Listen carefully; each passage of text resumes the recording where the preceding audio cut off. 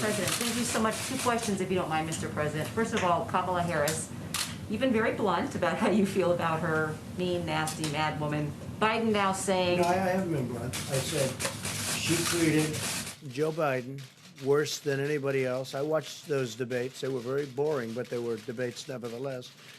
And I watched, pretty good parts of them. And she treated Biden worse than anybody else by far. There was nobody, including Pocahontas, nobody treated Biden so badly as Kamala. Well, let me ask you this then. Do you have an issue with a strong woman of color being in this presidential race? Do you None whatsoever. You don't see her as a threat? As you know, none whatsoever. No, not at all. Thank you, Mr. President. And a stimulus question, if you don't mind. You have told me even before you were president, you always talked about being the ultimate deal maker. Why not just sit down with Democrats personally and cut a deal? Because they want $1 trillion to go to their friends doing a bad job running certain cities and states that are doing very badly. Most of our country is running very well. Even in terms of crime, most of our country is setting records in terms of low.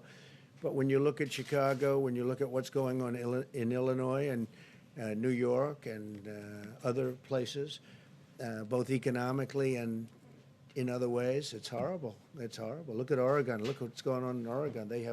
I don't think they have a clue. We could stop that. If they would request it, we would stop that problem in 1 hour, like we did in Minneapolis. We would stop it in 1 hour. It would be over. It's so easy to do. All right, please, go ahead. In the back, please. Alicia Powell at the Gateway Pundit. Yesterday, you announced a historic peace deal between Israel and the United Arab Emirates, and later in the day, Joe Biden tried to take credit for I heard that. That was a beauty.